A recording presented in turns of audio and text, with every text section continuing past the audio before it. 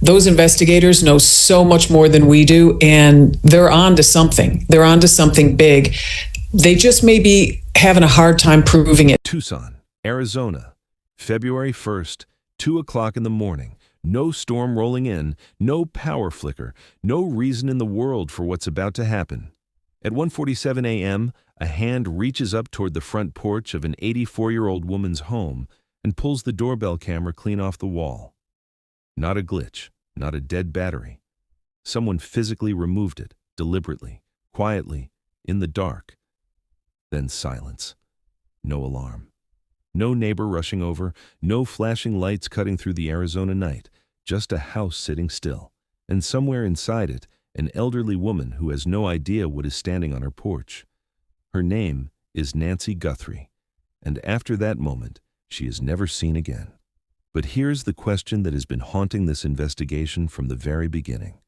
The question that former FBI agents, behavioral analysts, and federal investigators keep circling back to, no matter how many other leads they chase. What if she knew him? Not a stranger, not a random predator who picked her house off a map, but someone familiar, someone whose face or voice or the way he carried himself in the dark meant something to her. That question changes everything. And by the time we get to the end of this video, you are going to understand exactly why some of the most experienced former FBI minds in the country believe this was never random, and why this investigation may already be closer to a name than anyone is publicly saying. But before we go any further, where are you watching from right now? Drop your city in the comments. I genuinely want to know where in the world Nancy's story is reaching tonight, and if you are new here, be welcome. Hit that subscribe button because this is exactly the kind of case we cover on this channel, and you do not want to be late when the next update drops. Nancy Guthrie was 84 years old. She lived in Tucson, Arizona, a city of warm winters, wide desert skies, and the kind of quiet residential streets where neighbors wave from driveways and porch lights stay on through the night. Her home was her space, her comfort, her independence. At 84, that independence meant something. It was not just a house. It was proof that she was still here, still standing, still living life on her own terms. She had a pacemaker, a small device sitting inside her chest, quietly doing the work her heart needed help with, connected to a monitoring app on her phone. That detail matters, and we will come back to it. But what it tells you right now is this. Nancy Guthrie was a woman whose health required attention, whose body carried its vulnerabilities, and yet she was home alone in the early hours of a February morning, the way she probably had been hundreds of times before. Because that was her life, her routine, her normal. She was somebody's mother, somebody's grandmother, a woman with a history, a personality, a presence that the people who loved her could describe in an instant. And then, on February 1st, that presence simply vanished. No goodbye, no warning, no trace that made immediate sense. Just a house that went quiet, and a family that woke up to a nightmare they are still living inside of. That is who we are talking about tonight, not a statistic, not a headline. A real woman in her own home, on an ordinary night, who deserved to be safe. Here is what we know, not speculation, not theory, documented fact, and it unfolds in 3 timestamps, each one colder than the last, 1:47 a.m. The doorbell camera goes offline, not because of a technical fault, not because of a storm or a surge or a dead battery. The device was physically removed from the wall. Someone reached up, took it down, and in doing so, made a choice. A deliberate, premeditated choice to eliminate the one thing standing between them and invisibility. Think about what that means. You do not accidentally pull a camera off a wall. You do not stumble into that action. That is intention. That is someone who thought about this before they arrived. Then comes the gap. 25 minutes of silence, 2:12 a.m. A secondary motion sensor on the property sends a ping. No clear video, no cloud archive, no full visual record preserved from that device, but a digital signal, a quiet, mechanical confirmation that something was moving on Nancy Guthrie's property in the middle of the night, something that did not belong there.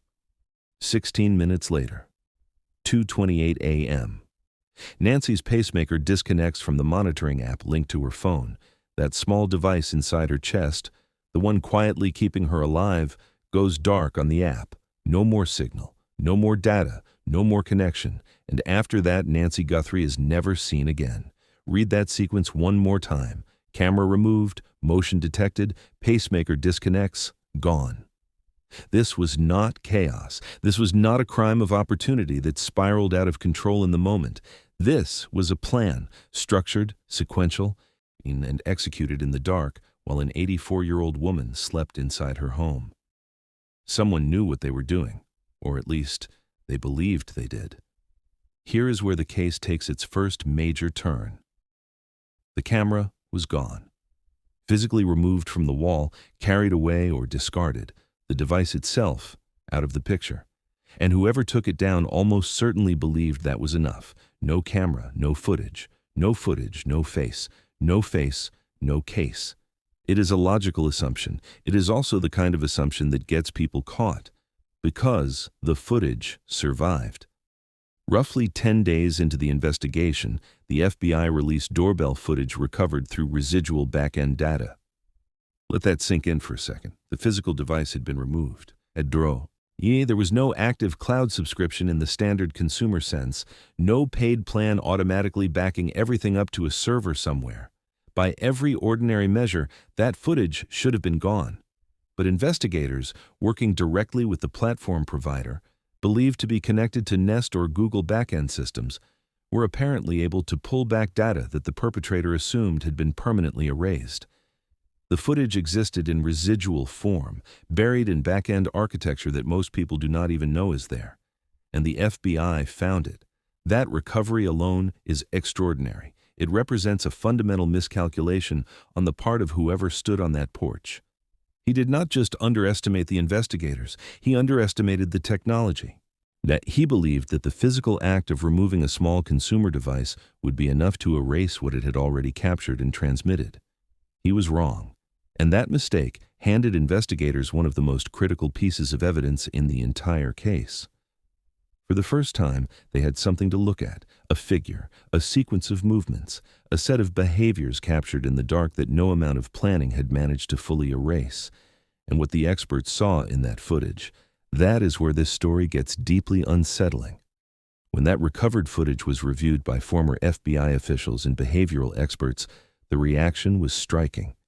Not because of what the suspect did, but because of how he moved. Former FBI agent and criminologist Brianna Fox was among the first credentialed voices to publicly describe what she observed. And the words she used stopped a lot of people in their tracks. She described the suspect as almost sauntering up to the house. Sauntering, not creeping, not rushing, not moving with the tight, hypervigilant energy of someone who knows they have no business being there. Sauntering, the way you move when you are comfortable, when the environment around you does not feel threatening, when some part of your brain is not screaming at you to get out. Former FBI Deputy Director Andrew McCabe made a similar observation publicly. He noted that the approach did not look especially furtive. No visible panic, no erratic movement, a controlled, almost unhurried presence outside the home of an 84-year-old woman at 2 a.m. Now think about what that means. Because here is how strangers typically behave in situations like this. A person committing a serious crime in an unfamiliar environment, in the dark, outside someone else's home, is usually flooded with adrenaline. Stress hormones take over. Movement becomes either too fast or too rigid. Eyes scan constantly. The body betrays the mind, flinching, hesitating, rushing, overcompensating. There is a visible war between the impulse to act and the impulse to flee. That is biology. That is what fear looks like when it cannot be hidden. This suspect did not look like that. According to 2 separate former FBI officials watching the same footage independently, he looked calm, controlled, almost at ease. So ask yourself the obvious question, the one the experts kept asking. Why would an armed man, standing outside an elderly woman's home at 2 o'clock in the morning, look that calm? If you have not subscribed yet, right now is the time. Cases like this move fast, and when the next update on Nancy's case drops, you do not want to be the last to know. Hit that subscribe button and turn on notifications. But pause for a second. Just sit with what we just established. He was not rushing. He was not panicking. He was not behaving like someone terrified of being caught. He walked up to that door like he had every reason to be there, like the darkness was not a threat to him, because maybe in his mind it was not. That detail is not small. That detail may be everything. So he was calm, controlled, comfortable enough to saunter up to the porch of an elderly woman's home in the dead of night. But then he got to the camera, and something shifted, because what he did next was not the behavior of a professional. It was not even the behavior of someone who had done this before. According to public analysis of the recovered footage, the suspect's first attempt to deal with the camera was to cover it with his hand. Just his hand. No equipment, no preparation, no practice technique. When that did not sufficiently solve the problem, he turned to the yard vegetation nearby, using shrubbery to obstruct the lens. No spray paint, no tape, no laser, no bag. Nothing that suggested he had arrived with a reliable, thought-through method for handling the one piece of technology most likely to put his face on the evening news. Retired FBI Supervisory Special Agent Steve Moore publicly characterized this behavior in a way that cuts right to the heart of it: highly premeditated, poorly executed. And at first glance, those two things might seem like they contradict each other, but they do not. Together, they may describe exactly who this person is. He thought about the camera before he arrived. He knew it was a problem. He factored it into the plan, conceptually, but he never worked out the operational details. He never asked himself, when I get there, how exactly am I going to handle it? That is the profile of someone who lived inside this plan in his imagination, who rehearsed it mentally, probably more than once, but who had never actually executed anything like it in the real world. The fantasy was detailed. The preparation was not. And that gap between what he imagined and what he was actually capable of in the moment may be one of the most revealing things about him. Then there is the weapon.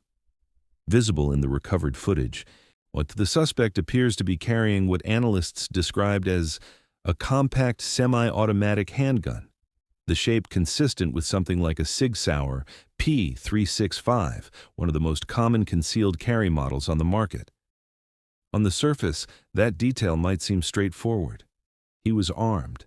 He came prepared for violence. But the experts did not stop at the gun itself. They looked at how he was carrying it. Andrew McCabe and others publicly noted that the holster position was inconsistent with the way trained law enforcement or military personnel typically carry a weapon. The holster itself appeared mismatched to the size and type of firearm, and on top of that, the gloves visible in the footage, worn presumably to avoid leaving prints, would have made effective weapon manipulation significantly more difficult in a high-pressure situation. Put that together, and a picture emerges. Not of a tactical operator, not of someone with professional firearms training who arrived ready for a gunfight, but of someone using a weapon the way a prop is used, to project threat, to demand compliance, to make an elderly woman feel she had no choice but to cooperate. The gun may not have been the plan at all. The plan was the door opening. The plan was getting inside or getting Nancy outside with as little resistance as possible. The weapon was the argument he brought to make sure she did not say no. And that realization shifts everything, because it means this was never primarily about violence. It was about control. And control requires something a stranger rarely has. It requires the other person to believe, even for just a moment, that the situation is manageable. That the person at the door is someone they can deal with.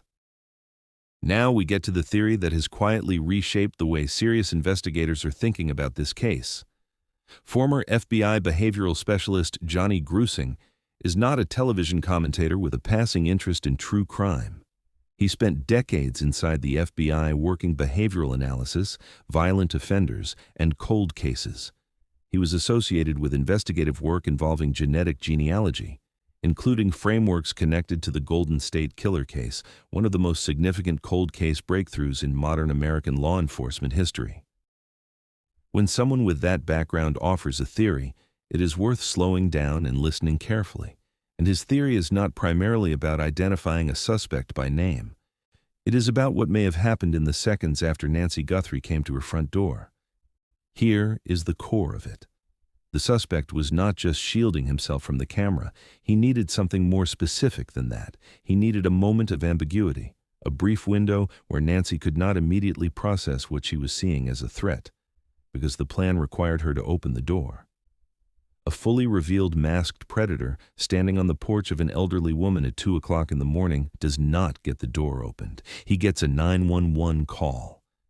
But a figure that registers as possibly familiar, possibly explainable, possibly connected to her real life, that figure might get just enough hesitation to close the distance. That is what the obstruction behavior may have really been about, not just avoiding the camera, creating ambiguity, but buying seconds. And here is where human biology becomes relevant, because recognition does not require a clear, unobstructed view of someone's face. Research into how people identify the familiar tells us that we process recognition through fragments, body shape, posture, the way someone holds their shoulders, the rhythm of their movement, the cadence of a voice, the speed of a gesture. We often know someone before we consciously understand how we know them. The brain assembles the familiar from pieces, not from a complete picture. So Nancy opens the door. Maybe she sees a silhouette. Maybe she hears a voice. Maybe something about the way he stands triggers a recognition she cannot immediately name. She opens the door under one impression, and then, in the seconds that follow, something clicks. The light catches his face at a particular angle. A phrase lands wrong. The build, the stance, the eyes, something assembles into a name she knows. And the moment that happens, he knows it too. That is the pivot. That is the chilling center of Grusing's theory.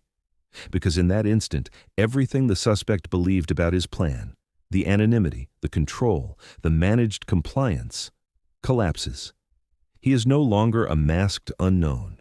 He is a specific person standing in front of a woman who can identify him by name. And whatever he does next is no longer about executing a plan. It is about containing a catastrophe. The recognition did not just change the encounter for Nancy.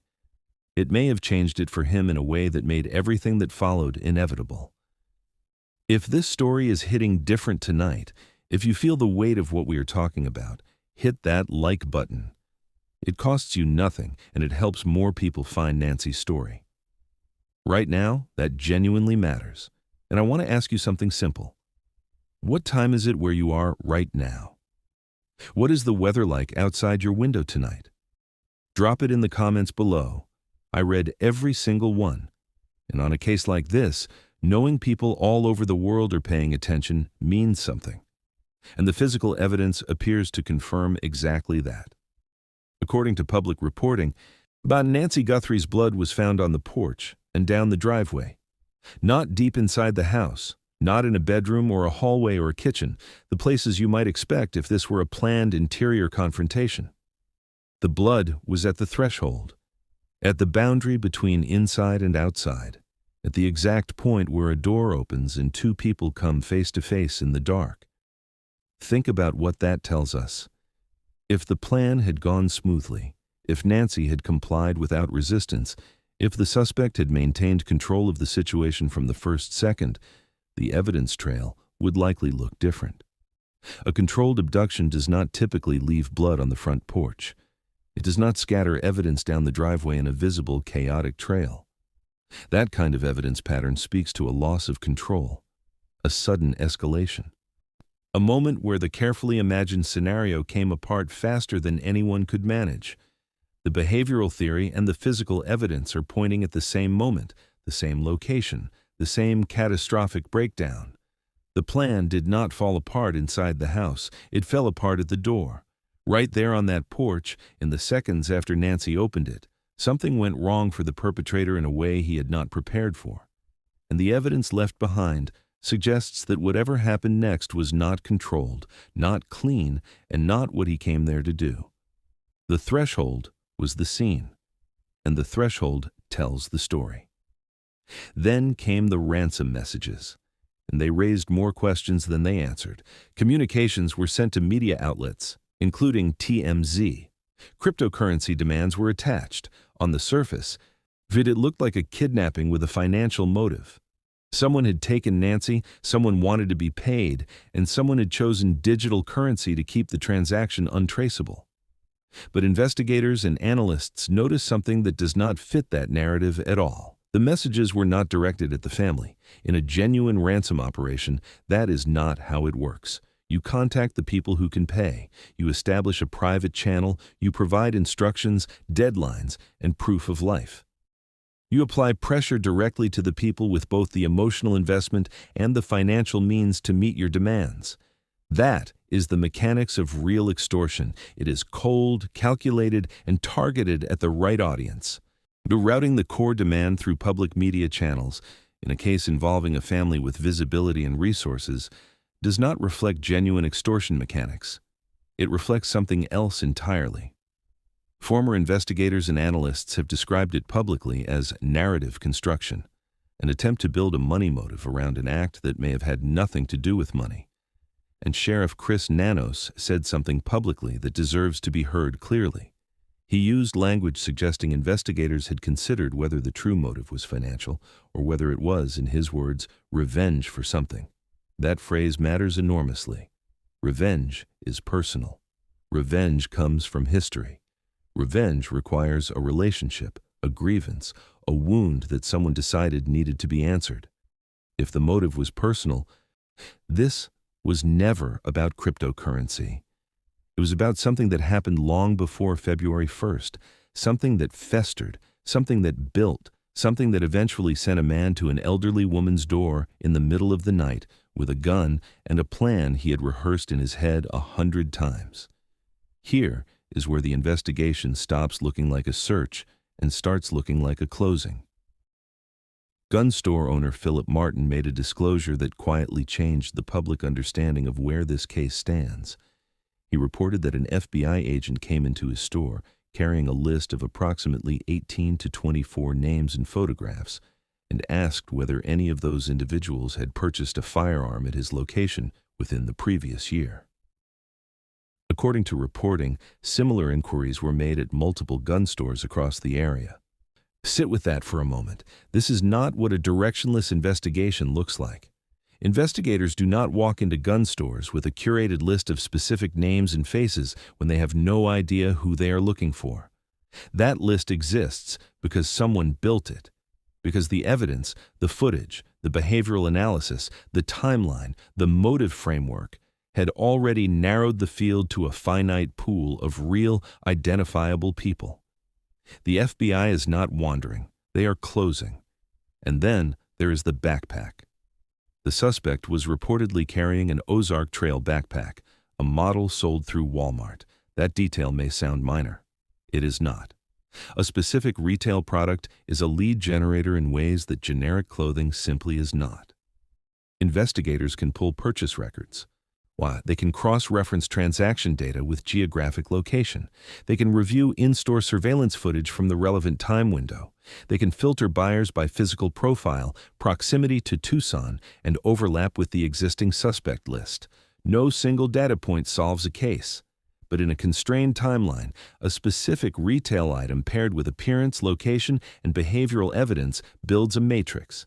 And that matrix gets smaller every time another data point is added. The FBI walked into those gun stores with names already on paper. The backpack may be helping them confirm which name belongs to the figure on that porch. And underneath all of it, the footage, the retail trail, the suspect list, there may be something even more powerful quietly working in the background. DNA. According to public statements, investigators recovered mixed DNA evidence from the property. The family cooperated fully and was excluded from the sample. That means whatever biological material remains, whatever the mixture analysis is working through, does not belong to Nancy or to the people closest to her. It belongs to someone else, someone who was there that night and left a piece of themselves behind without realizing it. Mixed DNA is complicated. Sheriff Nanos acknowledged that publicly. Mixture analysis requires careful, methodical forensic work, separating contributors, building profiles, ruling out contamination. It is not instant, but complicated does not mean unusable, and in this case, Investigators are not relying solely on a direct criminal database match. They are reportedly pursuing investigative genetic genealogy. If that phrase sounds familiar, it should.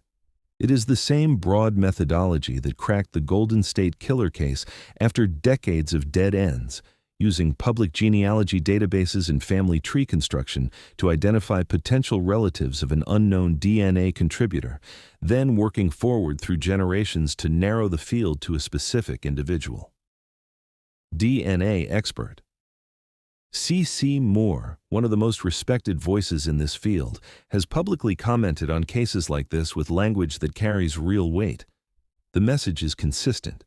If the DNA recovered is usable, and if the suspect's family has roots reflected in public genealogy databases, then identification is not a question of possibility. It is a question of time. That is not a small statement. That is a declaration that biology may already be closing the distance between an unknown figure on a porch and a name on a piece of paper. Even careful people leave traces, and traces do not forget. Now step back, look at everything we have covered tonight, and watch how it assembles. The confidence on that porch was not the confidence of a stranger operating in unfamiliar territory. It was the comfort of someone who believed the initial contact would work. That kind of ease does not come from nowhere. It comes from familiarity. The camera improvisation, the hand, the shrubbery, the absence of any practiced method tells you this person planned the act conceptually, but had never executed anything like it before. He imagined it. He did not train for it. The weapon and the holster and the gloves tell you this was not tactical proficiency. This was performance. A prop designed to manufacture compliance in someone he expected to manage. The ransom communications sent to media outlets instead of the family tell you the money motive may have been constructed after the fact, a narrative layered over something far more personal, something rooted in grievance, history, and a wound that never healed. The blood on the porch and down the driveway tells you the plan broke down at the threshold, right at the moment the behavioral theory predicts it would, right at the moment of recognition. The finite suspect list tells you investigators are not lost in the dark. They have names, they have faces, they are narrowing. The retail trail tells you the evidence is being built methodically, the one data point at a time, each one tightening the circle. And the DNA tells you that even if this person believed he was careful, biology may already be pulling him back into the light through the family tree he cannot erase, and the traces he did not know he left behind. Every single thread in this case points in the same direction, not toward a random predator who selected Nancy Guthrie by chance, but toward someone who knew her world, someone who knew her routines, her home, her vulnerabilities, and who believed, right up until the moment she opened that door, that he could control what happened next. This was not random. It was never random. The quiet you are hearing from investigators right now is not the quiet of a case going cold. It is the quiet of a case being built. There is a difference, and it matters. When federal investigators go silent in a high-profile case, it does not always mean they are lost. Sometimes it means the opposite. It means witnesses are being protected from premature exposure. It means grand jury strategy is being preserved. It means forensic comparisons are being finalized, retail confirmations are being locked in, and digital matches are being verified against the evidentiary standard required to walk into a federal courtroom and win. The final evidentiary bridge in a case like this is not dramatic. It does not announce itself. It is a DNA interpretation that comes back clean. A purchase record that places the right name at the right store at the right time. A witness statement that fills the last gap. One quiet confirmation that transforms belief into proof. That is what the silence may be protecting. We are not absence of progress, but the integrity of progress already made. They are not waiting because they are lost. They may be waiting because they are almost ready. But there is something the investigation cannot do on its own, and that is where you come in. If you know someone whose behavior changed after February 1st, someone who became anxious in ways that did not make sense, who altered their routines without explanation, who suddenly developed an unusual and intense interest in the media coverage of this case, pay attention to that. Trust that instinct. If you know someone who owned a backpack matching the description in the footage. If you know someone who had access to Nancy's neighborhood, her routines, her daily life. See, if you know someone who carried a grievance, spoken or unspoken, against her or against someone connected to her. If you know someone whose anger, resentment, or fixation ever pointed in her direction, even once, even briefly, that information matters. Nancy Guthrie is 84 years old. She has a pacemaker. She has a family that has remained public, persistent, and heartbroken since the morning she disappeared. Every day that passes is a day that matters more for someone her age with her medical needs, alone somewhere without the people who love her. This is not just about solving a case. This is about bringing a woman home. And someone watching this video right now may be holding the piece that makes that possible. If that is you, please come forward. Nancy's family is counting on it, and so is she. Here is where we land tonight. This may not be about finding an unknown masked man who appeared from nowhere and vanished back into the dark. It may be about proving which known man stood on that porch.